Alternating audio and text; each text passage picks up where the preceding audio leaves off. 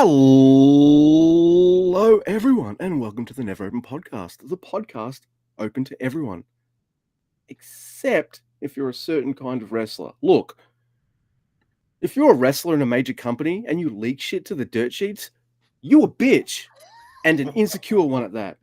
Pussies. My name is Luke. I am your host of the Never Open Podcast, and with me, as always, is Mr. Guy. Say hello, Mr. Andy. Hello, Mr. Andy. Hello, Luke. And hello to Gabe Kidd, whose Twitter is hilarious. And the fact that, it's just funny because every wrestler does that. You know what I mean? So it's like maybe the new generation of wrestlers isn't doing that as much, which would be funny. But like the whiniest, bitchiest wrestlers that complain the most about stuff like that are a lot of times the ones that are doing it the most. So it's funny. Back in my day, everyone would look at knives and leak shit to dirt sheets. Oh, holy shit. All right, everyone. We are doing Never Realm 32, so we're going to talk about whatever we want. Usually that means if we start... Yes, 32. Yes, that means if we start talking about something and you haven't caught up on it or haven't seen it and you want to, we will probably spoil it. So there's your warning. That includes destruction in Kobe. That's right. We've got all the spoilers here because some wrestler from a major company leaked shit to us. Thanks for leaking shit to us, but look, you a bitch and a pussy and insecure and stuff. That's all right. We're just like shitty podcasters. We don't rise to the level of dirt sheets. You know what I mean? We would never do that. So, have you heard that rumor on the Never Open podcast? That one that they started, yeah, which is just like they probably just weren't listening, and when they refocused on our voices, we're doing some silly shit about Tenzan's hair or something. They're like, "Oh my god, he owes money all over town." I didn't know that. Wow, Bushi gets his hair braided when he goes on a tour of the islands. He goes mask shopping with it's his hair. And they do. Pose montage in various masks. Yeah, too sexy for my mask. That's right. Oh my goodness, I definitely had to mention that tweet. As soon as I saw it, and I was like, "Yep, that's the intro. That's exactly what I need." Believe it or not, listeners, we have actually had more than once a wrestler signed with a major company leak shit to us. So. We'll never tell you who that is, though. No, because we're not pussies. We're not bitches. That's we don't leak it back the other way. It just goes. The leak goes one way.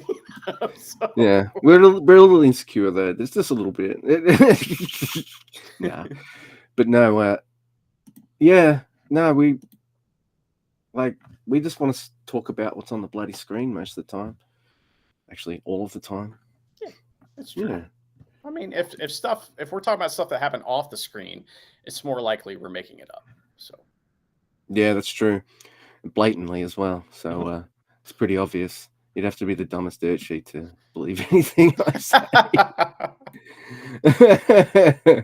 This guy likes House of Torture. What else does he have to say? I'm going to write this down. But I finally did something it's been on my to-do list, but also because you wouldn't shut the hell up about it, but I have started watching Rome, the old HBO series. Yeah? Well, it's really good. That's like the first thing. Yeah. And the late, great Ray Stevenson is threatening to steal the show in almost every scene he is in. He is the person you're looking at in that scene.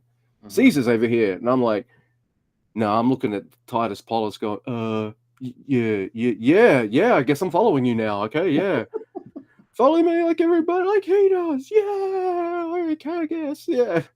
What? Titus Pullo is with me. Are you with me? I love that. That scene is amazing, man. It's so funny. So, have you seen up until the point, like, where are you at in the story? All right. I'll send the first 2 episodes. I'm not 100% sure where it ended. Like, I can't remember exactly, but like near the ending, it was like, this one lady she's upset because she had to divorce her husband, who she's in love with, to marry Pompey, who just bangs her and marries somebody else. And then, she gets in trouble because she goes back to banging her husband, and her mom's just like, nah, you can't. You don't get to have fun. And then that freaking mean-spirited bitch, and I don't like calling women that, but this character, she is. Atia. Yeah, telling her daughter how to live, and then, like, 2 scenes later, getting banged out by Mark Antony, who I was like, I spent half of episode 1 going, who is this motherfucker? I've seen this guy before. He's like the rich dude in the first season of Altered Carbon. I really like those books, so I like the TV show as well. I thought that had potential just to go in all sorts of different places because the character can be in different bodies. You pretty much got your down and dirty crime Doctor Who right there, but no, they don't.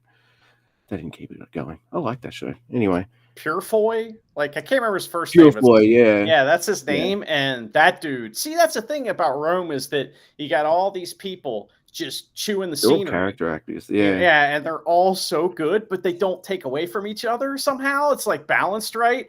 But that dude is tremendous. Have you seen okay? So has Caesar crossed the Rubicon yet? Oh yeah, that was the ending of the second episode. Okay, he's crossing it, and Mark Antony gives this young boy who's fishing there like, "Hey, how's it going?" Yep, we're doing this. and Mark Antony has already gone to Rome, become a tribune of the plebs, and then some shenanigans happened, right?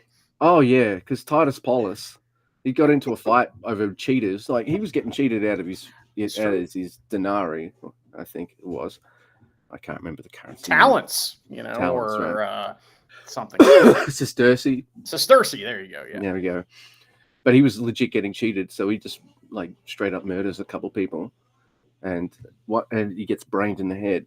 He has to get this weird medical procedure where afterwards the guy recommends praying to specific gods in order for the swelling to go down and shit. Right. So there is that fucking made me laugh so hard. The doctor too, he's like maybe he wakes up in an hour, maybe he wakes up next week, maybe he never wakes up. And they're like, what the funny thing is, all the advances that we've made in like brain surgery and brain science and all that kind of stuff, not much different. How many TV shows have we seen where they're like, oh, he's got a brain injury, like he'll either wake up or Well, I mean, that's a legitimate thing that they used to do. And apparently that type of breaking the bone so that the brain can release the pressure on the inside, that goes back longer. And it's been around a long time, that particular procedure. So it's it's historically accurate, which is good. That's right. But one of my favorite Paulus is walking with Mark Antony because Mark Antony's got to do this very important veto right now. Right. Man, I love how they do the forum and everything. It's absolutely fucking wild, isn't it? I love it. And when then someone in the crowd, it's the same guy who survived that gambling attack. Mm-hmm. He doesn't go to attack Mark Antony. No, he goes to attack fucking Paulus. And Paulus is like Paulus kills this guy. And what does this start? A fucking riot in the streets. My veto wasn't able to be done. So it's one of my favorite Mark Antony scenes because he's scared shitless because all Pompey's men are around there, and that's the thing is it just happens to be that Pullo beat up a bunch of Pompey's men, right? So that's why they're attacking. That gives it this extra thing. And Mark Antony's backing up and he says, rally to me. It's one of the funniest fucking. Well, he simultaneously shits his toga. It's so funny, dude. Oh, Titus is a fucking. He's like the kind of character I'd like to watch, but I'd never want to. He's a troll. No, just wait. This dude's a freaking troll, man. He's trolling everyone. He could go gambling anywhere. No, I'm gonna gamble with a whole bunch of Pompey guys. And just beat the shit here. So his opening scene, he's drunk at the Battle of Alesia, and fucking Vorenus has to go get him out of the middle of the fray and save his ass because he's wasted. So, yeah, full of rules. No, it's it's really good. I like his straight man routine with Titus's, obviously bonkers kind of approach. And Ray Stevenson, man, I wish he was still with us.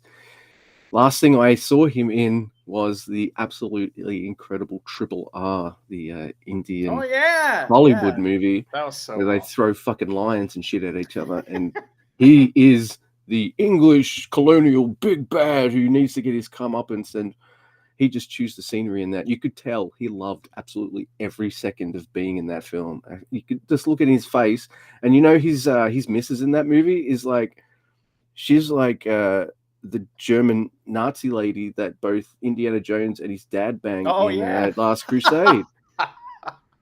What a weird By the thing that way, you happened don't there. notice that when you're a kid. Like, it just goes right over your head. But I watched those like last year with Charity, and yeah, we noticed that, and we just look at each other like, wait, did she have? Yeah, she sure did. But no, yeah. So Ray Stevenson to me is the biggest star in this. That's probably why I bring him up the most, and his performance is just so much fun. He gets to He, do everything. So like his range, all the stuff that happens. Well, see, okay, so the writers looked at Varinus and Pula, which are actual historical characters from the Gallic Wars. There's two guys mentioned in one of the Gallic battles that like to one up each other, and that was kind of just a fun little story that Caesar told about the battles. And like he had these two guys that really like to one up each other, and so they named those characters after them. But the idea is that they're Guildenstern and Rosecrans. That's what they are. They're like these characters that are just caught up in this crazy shit that's going on in history, the most famous shit to ever happen in history, and they're just kind of along for the ride, and it's awesome. it's funny too because like, who's the straight man? Varinus, Lucius Varinus, that's Varinus, right. yes. Yeah, Lucius Varinus. He's the Republican as well. Like, he doesn't want to be involved with Caesar and his bullshit. Like, he wants to go home. He supports Cato and Yeah. and all that. The way they do Cato and everything is so good. And what's his name? Cicero. Cicero as well. That guy's awesome. Dude, it because I read that Rubicon book. It's these scenes in the forum and stuff, especially, they just pop.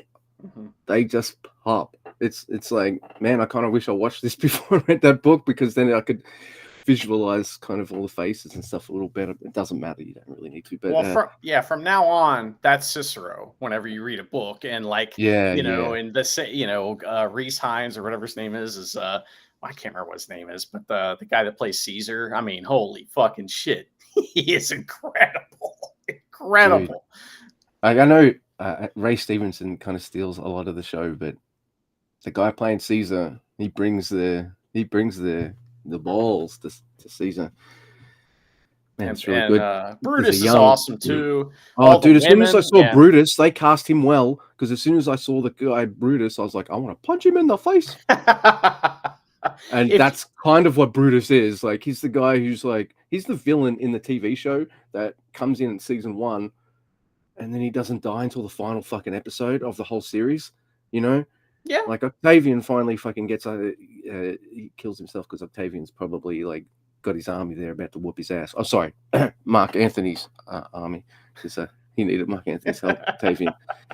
Octavian had the politics down. Like, he was a black belt in that shit, but he needed Mark Antony's help for that. But Brutus, yeah, he's the guy who you want to see get his comeuppance, and then at the end of the series he kills himself, and you're just like, oh, you son of a bitch. I think that's how he goes. His story's awesome. His mom Servilia is amazing, which, by the way, they never mention this in the show, and it's a missed opportunity. But not only is Servilia maybe, it's Caesar's lover, right, which is well known. It's also Cato's sister too, by the way, which they never mentioned. So there's some awesome stories about. I mentioned this in Rubicon that they did that wedding, I guess, is for Caesar to try to kind of buddy up to Cato, and it fucking backfired huge. Cato just is like, there's nothing you can do, Caesar, that will stop me from thinking that you're a complete cunt. Yeah, they're opposite sides of the political spectrum, so they had to battle it out. Completely opposed. But there's an awesome story where like Caesar's supposedly not paying attention in in the Senate, and so Cato's giving a speech and he stops and he sees somebody hand a note to Caesar, and he's like, "That's it. He's in the Catiline conspiracy." It's during that note. That's proof. Let's read it out loud. And it's a love letter from Servilia to Caesar. And so there's all these stories between Caesar and Cato. They embarrassed each other several times in public, and it's awesome, man. So it was a really good back and forth. If you read this book, I guess you kind of knew where everything was headed, because Caesar takes it over, he gets stabbed, and then Octavian, who's young as fuck, is just like, dude, well, you guys have been awful doing this. I've got this perfect shit down to a science. Even used a comet coming over the thing to because he knew it was coming. He studied astrology, stars and stuff like that. Man, he's one sharp guy. And the kid playing him in Rome, he's pretty great, right? Yeah, right. That sharpness of like, he knows exactly. Because you think to yourself, how can they let all these young people in on, like, young aristocrats in on the royal, political things and all that kind of stuff? It's because they've educated in it from like a young age. Oh yeah, yeah. And he comes of age during the show too, because right now at the beginning of the show, Attia is in charge of the household because he's not of age yet. So when he becomes of age, there's then what's she going to do to control him? Because Attia is maybe the best character in the show. I know you don't like her, but oh no, she's fantastic. Polly Parker is like fucking crushing it, and like, as much as I love all the other actors, she's kind of maybe the like I guess you would call it, she's the black heart of the show. If you've ever seen an episode of Dynasty, yeah, that's her, but ancient Rome or something like that. Like, yeah, she's got that kind of vibe about her. No, she's definitely one to watch. I don't like the character, but yeah, but in that good way. So when we meet Attia, she is riding one of her slaves. And she says, after she gets done, this was a negotiation for a horse that she was riding the slave for. And so she says, well, 2 stallions were delivered to Rome today. After all of her lines are fucking. See, that's the other thing, is it's like, it's one of those shows that balances comedy in a way that even the most serious scenes are fucking hilarious. So it's a very funny show. She says something about liking them like short and stocky as well. And I'm just like, all right, I feel seen right now. But I don't want to get anywhere near her. She should fucking like stab me or somehow. Yeah. She's wow. Yeah, she's a piece of work for sure. But something tells me that Octavian's going to have it handled, even from a young age.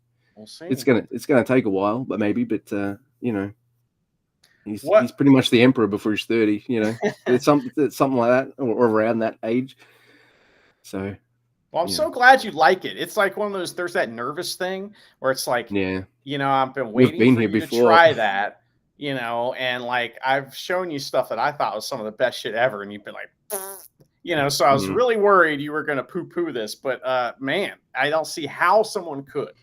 I like how they argue in the forum, and like Cicero has to vote with the Pompey side, because Pompey thinly veiled threats here. I'll just leave your ass in here while we fuck off to Spain. And then when he votes for Cato's side, there's fucking people getting all pissed off, and it's punch-ons in the forum and everything.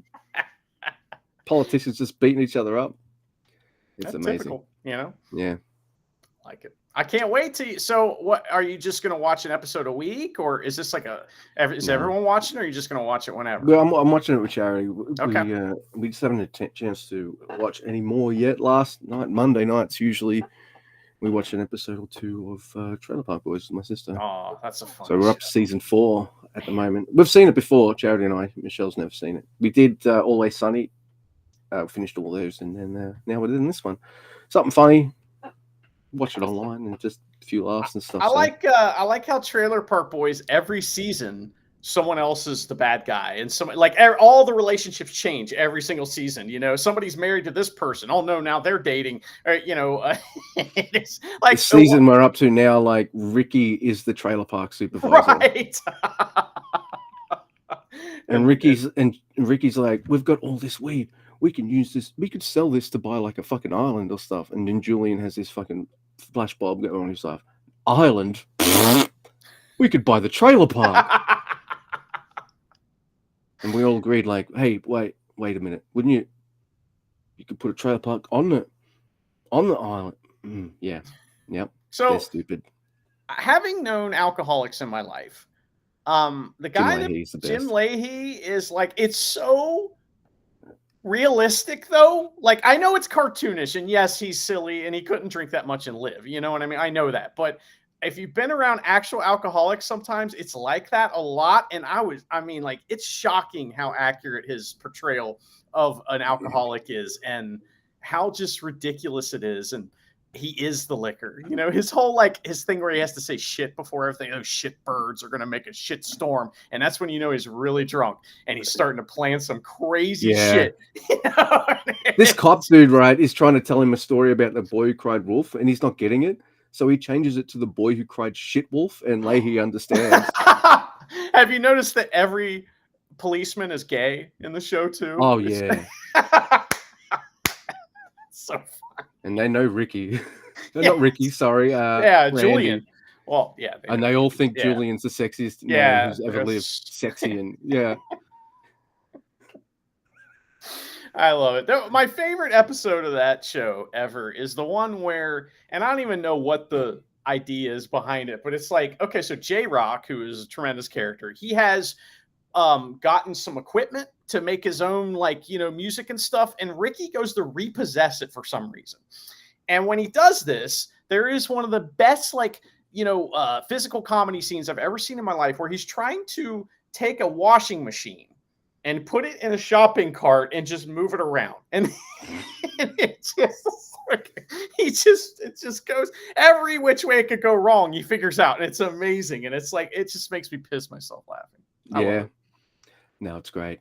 So that's our kind of like Monday night viewing. I don't know how fast we're going to watch it, but we are going to watch it still. It's going to be our show going forward, I think. So, you know, the episodes aren't as long as I thought they'd be. I thought, HBO, they're all going to be 55 to an hour. Some of them are a good 45 minutes, something like that. A bit more manageable. So, we're going to keep going with the Rome train, for sure. Good. It's so good, man. And, like, I can't wait to talk to you about it when it's over, too, or when you're done with it, because there's so many, like, cool behind-the-scenes things and, like, stuff that I, you know, like, about the seasons and why it went the way it did, and so it's cool. There's bad news, there's good news, there's all kinds of shit. I love it. No, it's it's a beautiful looking show too. Mind you, it looks like grimy and dirty as fuck, like because that's how it was. Even the Forum that is supposed to be like this gleaming pillar of the Republic is kind of, you know, grimy and shit. So it's all real. Like, it's all real. Whenever they're in a set, it's real. So, like, they built all those sets. There's some crazy shit about, like, at one point it all caught on fire, and this was after the show was actually filmed. And, like, I think the Forum set survived and a couple other sets, but those were the ones that they used in For Those About to Die, were the surviving sets from Rome. So the surviving sets of Rome had its own Nero. In other words, and the fucking place caught on fire. Yeah. It's ironic, you know. That's fucking amazing. Like, I hate that it happens, but, you know, just for like that kind of. And it's actually in Rome too. That's the other thing too, is that they filmed like the sets in Rome. Like, it's there. It's like, and there's all kinds of crazy stories about how they do business over there and how things are a little different. So fun. You got to read some of the backstage shit. It's wild, dude. Casual attitudes towards things are different as well. Payoffs, you know, a lot of payoffs going on for no apparent reason and stuff. It's like, maybe that fire happened for a reason, you know. Yeah. Hey, for your set to burn down there. I think so. Yeah. Now, kind of want to stop doing this so I can watch some more, but Charity's doing some home work from home stuff today, so that's not going to happen. God damn it. Maybe later, So before we move on to maybe an Andy topic, can I just mention something? It's a short thing. I'll mention something bigger later. But on our dog walks, there's a street called Harvey Street. Now, we go down Harvey Street, and there's this one place with this. I don't know all the dog fucking breeds, right? But we got a beagle. Wilma name is, in case people don't know. There's a white fluffy kind of dog. He's kind of big, and he'll come up to the fence as we walk past and be excited and all that. But they got this other dog recently. It's like a beagle, kind of greyhoundish kind of looking fucking dog. And I've called it the weeping dog. It fucking barks. So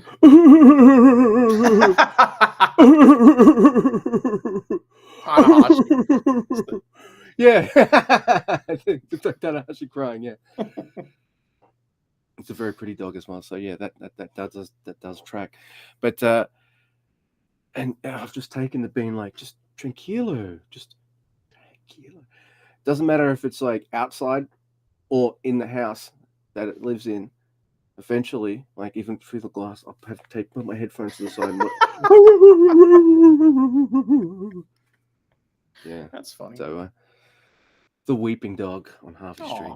Poor dog. So, it looks healthy. It's fine. Like we've walked past the owners a couple times. They seem nice. But yeah, we've also seen other dog owners and how they treat their dogs when they're going on a walk with like smack butts and little kicks to the butt and stuff. What? Yeah, one day we were walking past some dude. They're on the other side of the street. We're getting ready to be like acknowledged fellow dog walkers, and then it fucking like give it a whack with its fucking newspaper. Like what the fuck? And we like, yeah. So that's a rarity. That's not like a common thing that we see, but we have seen that at least once. Just everyone in Australia's beating their dog. Yeah. I tell you, what the worst thing to fucking walk around nearby every time isn't other dogs, because 90% of the time it's like they're friendly or there's a fucking fence and dogs can't jump high, or at least they think they can, but they just think they can't. That's the thing about dogs, right? Cats, motherfuckers. Cats. Yeah, they're assholes to dogs, right? Dude, we've because like the first week we had Wilma, right? We walked down past this house with a big high brown fence. Wilma's poking her head in. This fucking cat was like, it's like a cartoon ball and stuff. We got the cat off, and Wilma, like, instead of being like freaked out, was like, oh, that was fun. Us though, we were trained from then on, be wary of cats, and we've seen several in various stages of I'm gonna pounce on this fucking dog. Before we've gone like, all right, Wilma, move, stop sniffing, move. Yeah. Wilma's a cat magnet, Yes. I don't know why. That's funny. It's interesting, the evolution of Luke, and that, wasn't long ago, you were purely a cat person and you didn't know how you felt so much about dogs, and this transition was forced upon you. So, it's not like a happy thing necessarily, but I'm glad that you like dogs, because dogs are pretty awesome. Let's just not get into the fuck cats kind of scenario. You know what I mean? Like, we'll still be cool with cats. Just like it's that cat that's an asshole. It's that one, that fucked with Wilma. Not all cats. Oh yeah, no. But look, you're just right to be suspicious of them, because they're fucking pricks, and you know it. Like, they're just really, really cute ones, so you can't help yourself. But no, yeah, I've been turned around on doggies and stuff. I have to thank my brother and sister-in-law for that too, because they've got 2 dogs. Oh. And I kind of learned how to be around dogs from them. So yeah, that's dogs are you just gotta be chill, just like people, and don't make sudden movements out of nowhere unless you're playing. Then it's fun, then you're loud, Oh yeah. I used to my dog, I used to just get up and run, like, for no reason. I love how dogs are just ready for that. All of a sudden, they're like, "Oh, we're running now. Okay, we're running." Oh yeah. It's like, what I probably told this story on the podcast before, but it's the best ever. It's just, like a cat, you feed the cat, you know, you take care of it, you give it its medicine and everything, and, you know, clean its litter box, and it looks at you and it thinks, I must be God. You know, that's like how cats feel. Whereas dogs feel, you know, that you must be God, you know, because, you know, so it's they're just so nonchalant, you know. It's the difference between baseball and football, you know, like the what's that famous, who's that guy, that awesome comedian? I can't think of his name. He's tremendous, but he has the whole thing about baseball and football, how like baseball's played in a park, football's played on the gridiron. And football, you wear a helmet, and baseball, you wear a cap. You know, football's rigidly timed. Sounds baseball, like a George Carlin routine. There it is. It's George Carlin. Yeah, it's a George Carlin. That's who it is. It's tremendous, man. I love it. He's always doing the word plays and shit. So what? You know, that's me. I got a few other things I can mention. But how you been, man? What are you doing? What's up? Well, I had an interesting thing happen recently. That's may take a second to explain, but won't take long. So I like guitar equipment. And it's kind of a problem. It's true. You know, it's a problem. It's like something that I get into a little too much sometimes, but that's all right. I figured out how to curb it. And the idea is that, like, I'll trade for stuff. So that way I'm not spending money, you know, and if you do that smartly, you can get some cool shit, right? So a while back, I guess so a while back, I sold a green guitar, all right, to get money for an acoustic guitar. All right. I sold it to some guy in Northern Kentucky, nice guy. And recently I saw that he was selling it on the same website where I go and sell guitars. And I'm like, oh shit. And I saw he was selling another guitar. And I was like, that one looks pretty cool. Let me hit this guy up and see if he's maybe willing to do a trade or something like that. Now, recently I had sold the acoustic guitar that I sold the green guitar to this guy in Northern Kentucky to get money for. So I still had this money left over from selling the guitar. I was going to spend it and I ended up not spending it. So it's sitting there. So I get the guy to agree to the price. It's actually this guitar right behind me that I bought, SG Epiphone. It's really awesome. And you can see that on YouTube, everyone. And yes, that's correct. And he says, yeah, meet me in Northern Kentucky. That's usually where I meet people, right at the spot. I'm like, huh, that sounds familiar. And so I'm like messaging him, like talking about the spot. And he's like talking about this other black guitar that he has. And he's describing it. And I'm like, where'd you get that black guitar? And he's like, oh, that same website where I met you. And I'm like, I sold the black guitar to him in 2021. All right. That he used money from that to buy a guitar, which is this guitar. All right, that I ended up getting traded and sold to for the green guitar that I sold for the acoustic guitar, then used the money to get back to him for the white guitar. And I just told him, I said, when we kind of made this realization, I was like, just hit me up. Next time you're selling guitars, just hit me up. Fuck the website. You know what I mean? Just hit me up. And when I made that connection, I was like, well, I got to buy this now, right? We've just been trading guitars this whole time. We've been financing each other's habit is what's been going on. Yeah, that's right. So.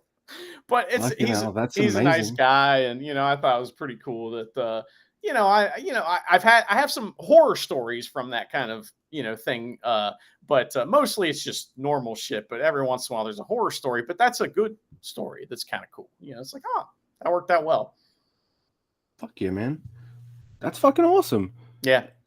Man, thank you. Really happy with this guitar too. It's nice. So it's the only problem is, so, you know, it says it looks web of guitar playing. It looks like it's white, right? But it's not white. It's like a sparkly white, but it's kind of the color of jizz. So, right. So it's Taichi's guitar. I mean, really. Guitar, right? Yeah, that's it. That's who it is. Fuck, you know. Do you have a guitar that like when people look at it, you're like, that's a blah blah blah. Don't touch it. Don't even look at it. Like, you know, like the sustain is pretty good on that one, but you can look at it. It's okay. Like you play all of them, don't you? Like you don't have one like the Spinal Tap guy. There's just like, I've never played that one. So you still got the tag on it. Don't look at it. Don't even touch it there. That shit is so funny because so here's the whole point of that story. Because stuff like that, all right, we think that there's a lot of marks in the pro wrestling business. There are no bigger marks out there than guitar like buyers and guitar fans. I mean, there is, I mean, they sometimes will talk about magic. I'm not kidding. Like, legitimately, this pedal has magic in it. People buy it and they go, oh, so this little stuff you put in there, that's magical. Like, they legit act like that. It's so funny. So I love it. I think it's fun. And I don't know. There's a bunch of marks. Dude, everyone, if you're a fan of something, like, you're probably a mark on it. Like, rare Doctor Who books, right? They haven't been reprinted since the 90s. Some of these books, and I've sold such books, have gone for quite a decent amount of dollary dues. But the glue on the spines is shit. And like, don't worry, if I sell something on eBay, I'm writing like, hey, here's the photos and the thing. Spines fucking it's shit. I don't care if you rip people off on eBay. Yeah, but they buy it anyway. Like, and I always tell any of the people Doctor Who people you interact with, like, oh, you be careful if you want to buy that ultra rare fucking book, because I used to have that, and yeah, the glue comes off. Get the spines, because you can't even get digital versions of these, like legal ones, like for like $2 or something. No, you can't buy them at all. The only way to read them is either just like get an R type PDF, or find them out in the wild. Well, to bridge that, there's marks everywhere. If that were guitar, okay, how that would go is it would be like this. It'd be like, oh, I see you got 2 Doctor Who books there. One's in really great condition. Did you even read it? Do you even know how to read? Like, that's how it would go, right? And it's like, oh, I see that other one's all tore up. I mean, that's a book right there. You read that one, it's a different experience than reading this nice new one. And you don't want to read the nice new one. Yuck. So that's kind of like how that works in a guitar. Fucking stupid. I don't think I feel like I'm yelling into the wind, though, because I sent, I don't have any examples on me at the moment, but I do.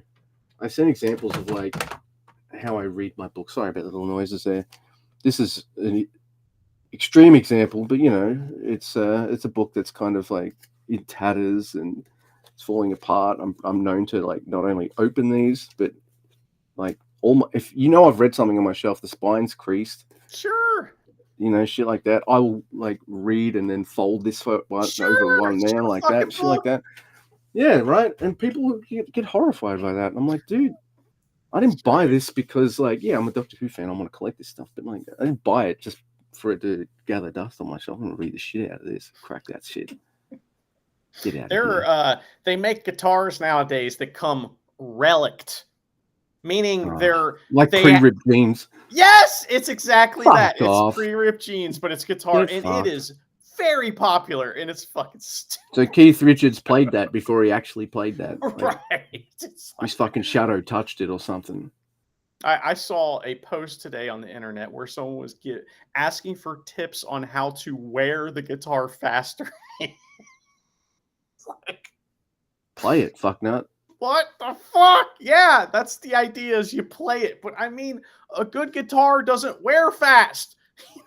Because it's a good guitar, you fucking jackass, How can I make this into a shitter product? But the magic's in the shit. That's how musicians think when it comes to equipment. The magic is in the shit. Isn't an easy... Just imagine them buying pedals that look like the fucking ghost traps from Ghostbusters now. That's what you've got in my head. Hey, man, I do buy into it a little bit, but it's like there's a whole debate about tone wood. Is the wood that it's made of, does it even matter? Well, I mean, if you typed into YouTube tone wood, you'll see just a million videos of people saying it absolutely matters, it does not matter, indifferent, and everything in between, and they're all sure. And it's so funny. So it sounds better on the vinyl. I'm like, I don't care. I have everything on my Spotify subscription. Fuck off. You got to support music. They're fucking records. I'm not paying $30 for a record. No. Yeah, no. It's a lot more easy to just hit play on the phone, So yeah, like fine if you want to. If you see, that's the mark thing for like music listeners, isn't it? Yeah. Right. That's their mark thing, vinyls. So there's something for everyone. See? Well, and concerts, live concerts, like I don't even listen to the the recordings anymore. I only go and see them live, So Oh, ooh la la! I've got Taylor Swift tickets. Blah, blah, blah. which by the way, we almost made a surprise YouTube video, but none of us were at this concert, so we really couldn't be honest and do it. But the Jane's Addiction singer attacked Dave Navarro, the guitar player. And I sent you that, and I was like, "Emergency podcast." Dude, I felt like turning my head towards the Jane's Addiction fans and going, "First time." It's not, but No. That guy's a legendary weirdo. Perry Farrell. Perry Farrell, yeah. No, he is a strange one, but he's got a really unique, awesome sounding voice, and I like his music. Yeah. And dude, I'm not surprised. They always have long gaps between anything they like. Jane's Addiction, they all like do other stuff, and then they probably one of them will have the fucking light bulb moment of like, hey, I like making music. Yeah, me too. We've made good music together. Yeah, why did we stop that? Cue to that concert, punch. yeah, like they forget every time. Like it's not something that's. I'm not a big Dave Navarro guy. Don't really like him. He's fine. I always preferred John Frusciante anyway. Come on, man. John Frusciante's ridiculous. But you want to talk about Marks? Holy shit, dude. He has become, and I didn't know this until like a couple years ago, and I was like, holy fuck. He is like one of the guitar gods of people that are like my age and a little younger. Like, I mean, they're obsessed with his sound.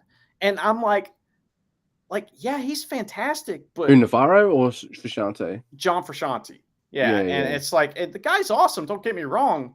Like, some of the solos are terrible, and like, he doesn't always sound awesome. I mean, like, I'm not like that. I'm impressed with some of his stuff. Some of it's awesome. I've learned to play it. Some of the songs are very hard, but some of it's just terrible. And like, that is something that would get me chased out of all of the message boards, just saying that, because he's up there with John Mayer, another weird guy that's on the like Mount Rushmore of guitar players right now, where if you ask somebody who's 20 years old why they start playing guitar, and they'd either say John Frusciante or John Mayer, one or the other. It's fucking weird. Yep. Wow. Yeah, I feel like I'm not a particularly huge fan of Frusciante's solo stuff either. I like sometimes you just need to be in a band because like the other members kind of I've never heard not balance you out stuff, or just I mean John Frusciante, like it just I know. I was his stuff just complements well with all the he's great in the Chili Peppers. I've never heard his solo stuff. When I said his solo shit, I meant like his guitar solos. Oh, right. Some of the songs are like, what the fuck? Did you even try? You know what I mean? Like, come on, man. We know you can do better than this. But he's very good. Under the Bridge is hard as fuck to play. Snow is really hard as fuck to play. Those are great songs, don't get me wrong. I still maintain though that Ritual, Delo, Habitual is really good. So there's nothing shocking. They're the two Jane's Addiction albums before like they stopped doing albums, I guess. They're really good. Been Caught Stealing, that's a huge song in Australia. I guess it's everywhere. Out the door. Sure, that and Jane Says and Mountain Song, those were big hits when I was a kid, and but I like Porter for Cyrus a lot too, so just saying. Yeah. We'll make good pets. Yeah. Hell yeah. That's a cool song. God damn. Guess what I've done? Speaking of like old shit, this is a totally different version of old shit. Our country town. Oh yeah, it has a video store. Really? Awesome. And you have a VHS player, right? No. It's DVDs. Oh, come okay. On. Not that cool. Gotcha. Well, you know that the movies look better on VHS, right? Yeah. It's just hang on, just make sure this doesn't have my address on it. But there it is. There's my video rental card. If you come in and start asking me questions, I'm tearing it up. Just to let you know. Just like Randall. So Randall. Have you got that one with that guy who was in that movie that was out last year? And did I'll just do a movie order. Oh yeah, and all holes filled with hard cock. What was that child movie you wanted me to get? Yeah. Oh man, that's good shit. So yes, it's called Future Flicks. We've rented some videos from there a few times. That's how I got to see Godzilla -1 and Shin Godzilla. And I have to admit, like, just seeing things physically on a shelf, I know you can do that in a store, but just seeing it on a shelf and it's only a few bucks and nostalgic value. It was awesome. But apparently they made Shin Godzilla first, and I watched the second, and I'm glad I did because that movie is stanky balls, whereas Godzilla Minus One is fucking incredible. I mentioned this maybe on the last proper Never Open towards the end. Never Open? Why did I do the quote? It doesn't matter.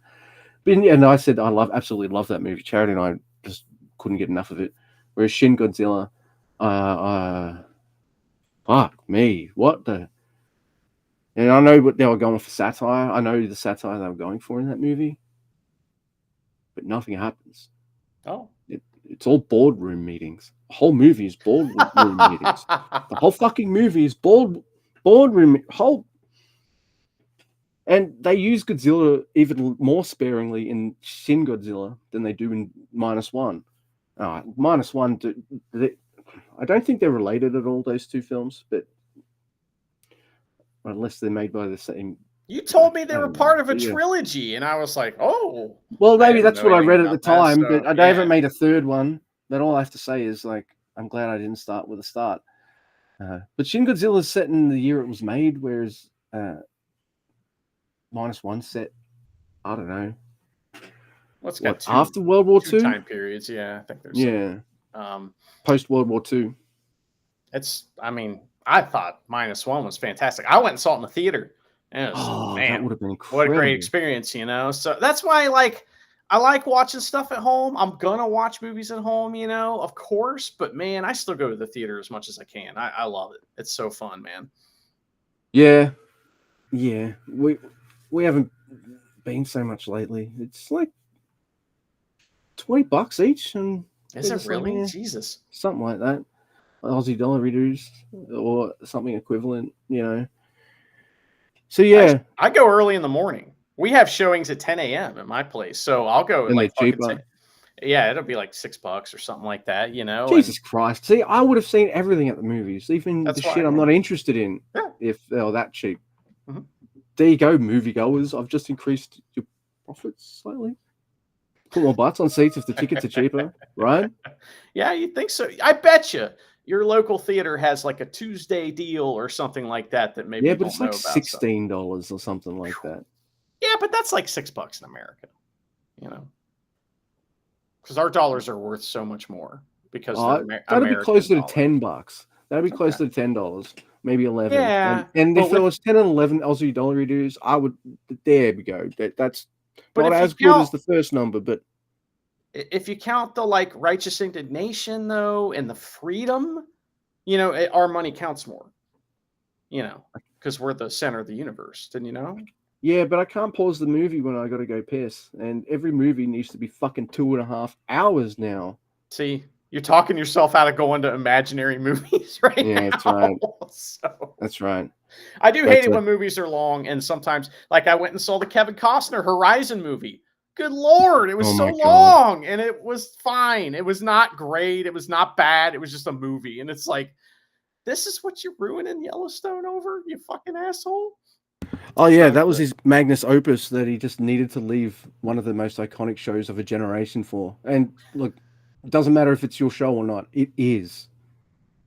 It absolutely is. A mate of mine got the board game, so next time I'm over his house.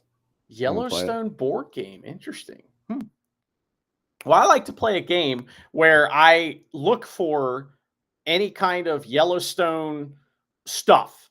In America, because we're so awesome and we love freedom, more than anyone else on earth, you can find Yellowstone merch just about everywhere you look. So especially now. So I've recently discovered a few new products that maybe I haven't talked about. I don't know if I ever talked about the Yellowstone men's cologne that I found at a country feed store, which is like a tractor store where you go and buy like a John Deere tractor and the feed for your horse and your cattle. So it's like that. But I saw the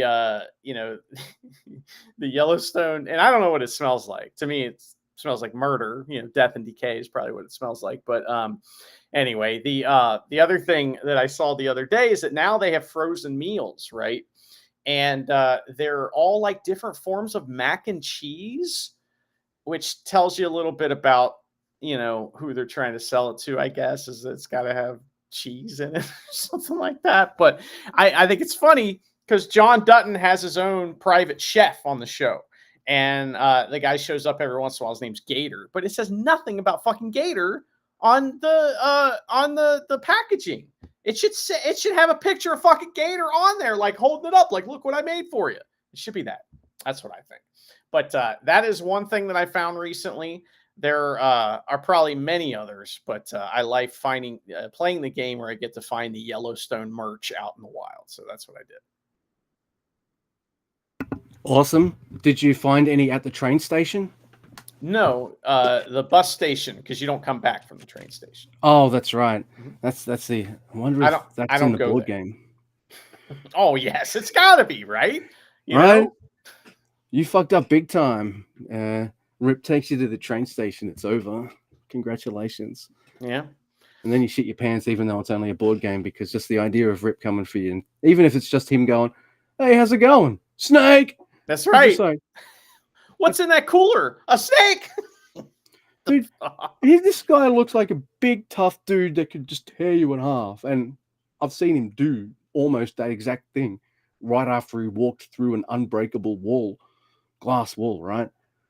And, I've seen him do that. And then here he is. This is subtle for Rip. Snake! Yeah. Yeah, it's like pocket sand, but it's pocket snake. Wow. That was pretty fun. I enjoyed that. One of the best murders on the show. But Luke, let's talk about Destruction in Kobe. That's coming up on the 29th. We're actually going to talk about wrestling. We are going to preview that show in traditional fashion.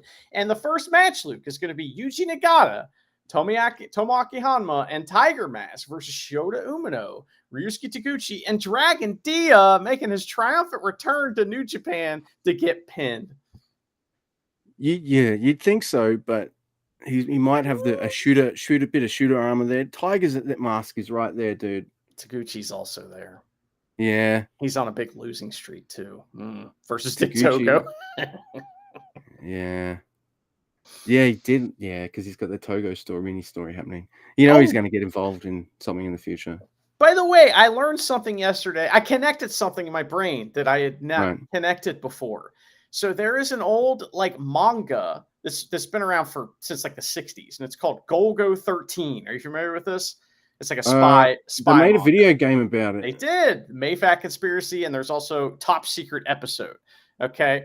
So the main character in that show is Duke Togo.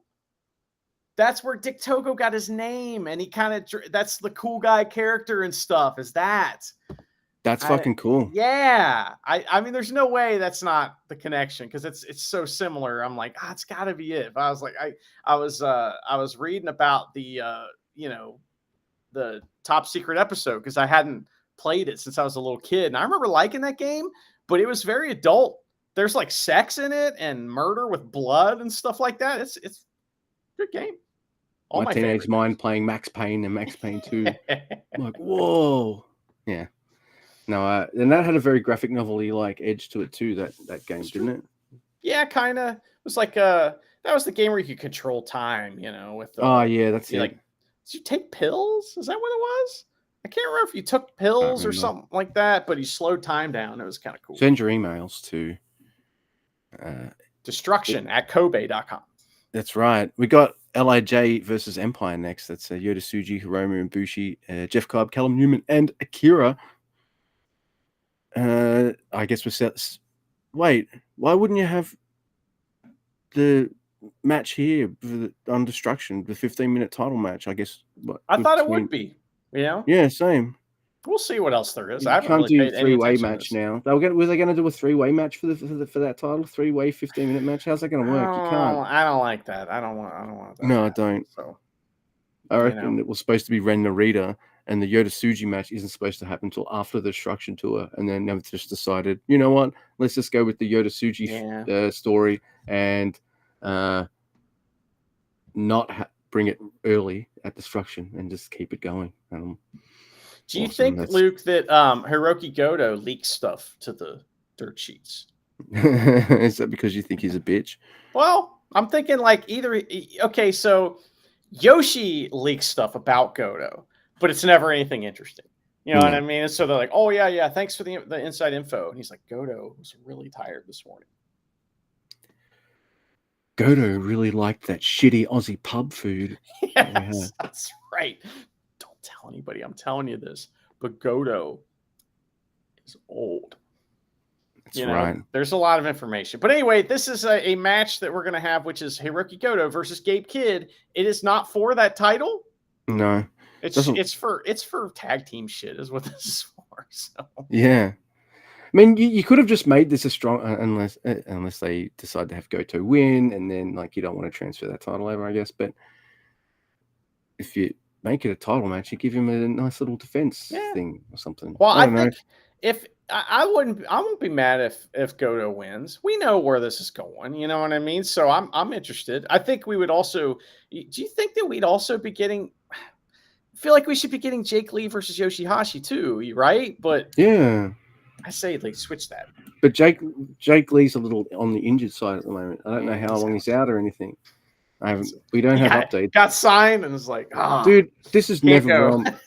My notes just say Rome TV show, video store, Weeping Dog, and that's it. I'd love it to, like you see on the socials, like people still doing their Tweety game and all that kind of stuff, whereas you and I haven't really tweeted for ages and stuff. I feel like we love doing this podcast, but when there's no wrestling for like a week or something, that's when you and I are just like, let's just fucking chill. I know there'll inevitably be that time where I'm like, all right, this has been long enough. I need my wrestling back. But it's like you and I are just like, we're happy to tune out. If there's any major news or funny shit, we'll send it to each other. But otherwise, it's fun. It's nice. The breaks they give us sometimes are it's nice to kind of.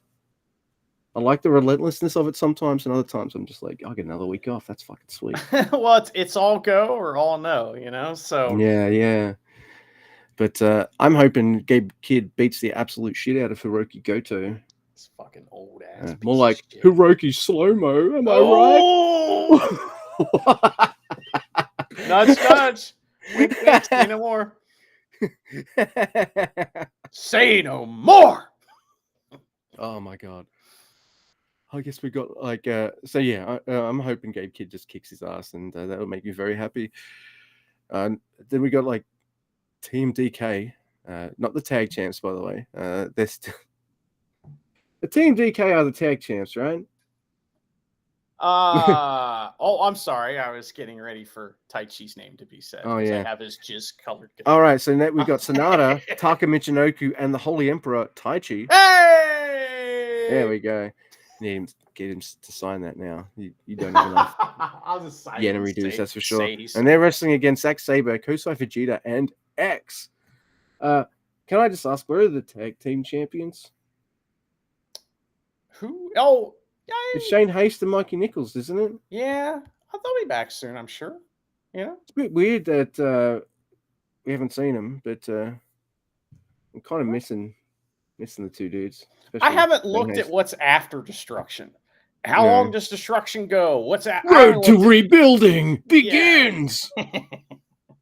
I haven't looked at any of that. I've just been out of the game, so I'm just trying to talk about Destruction of Kobe. I don't know what's going to happen afterwards, but one thing I do know that is going to happen is we're going to have we got the Never Open Weight 6-man tag team championships. They ought to take the Never part right off those belts. Let's remake these, and just make them the 6-man tag champs. They're not even IWGP.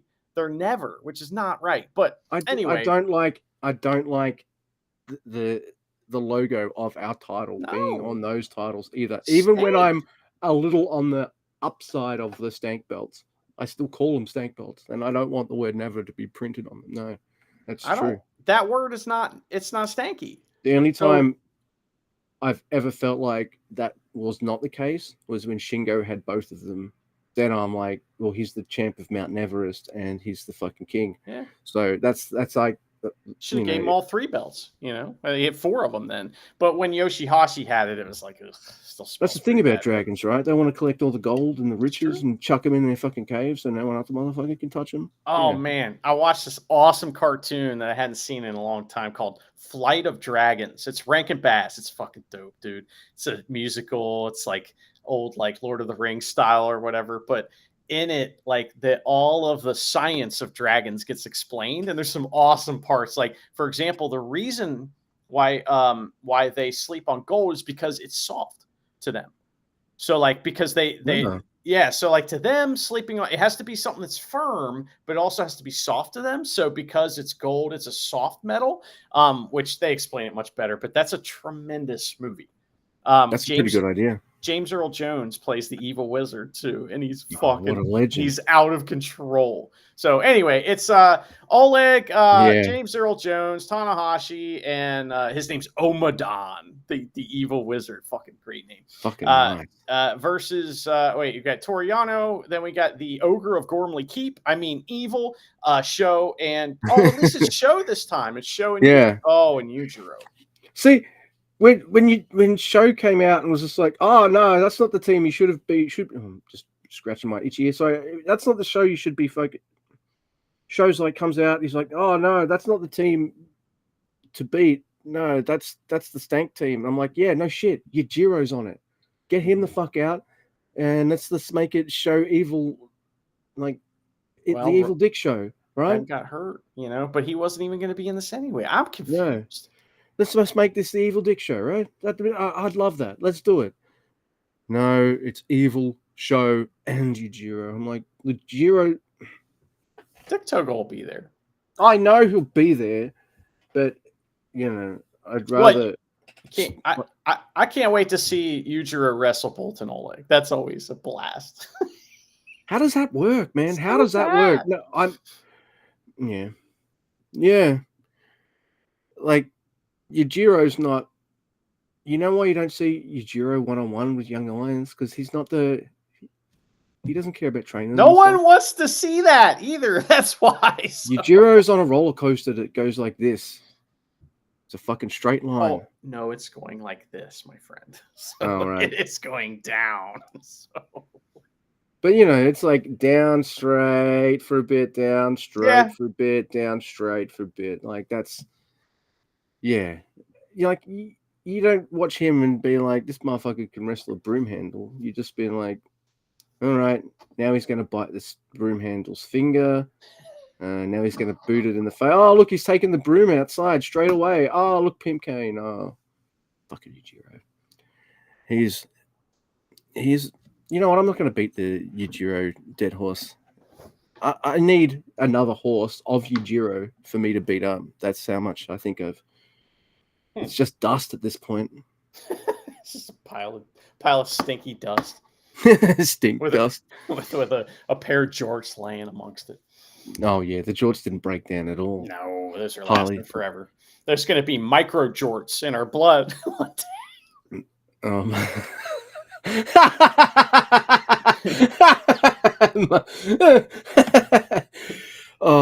jorts in our blood. They find micro jorts in the deepest trenches in the ocean and shit. It's terrible. I think I've got micro jorts in my balls right now. That's some Lycra kids or something. Oh my god. All right. So after that, dude, everything we just talked about was more fun than discussing the actual match and implications thereof. Look, the feud I want doesn't involve Yano, Oleg, Yujiro, or Show, even though Yano and Show are quite welcome to be involved in it. The feud I want, it doesn't need to be for a title. It's President Evil versus President Tanahashi. And you don't need the stink belts and Bolton Oleg and Yujiro clogging them up. I'm sorry. Like,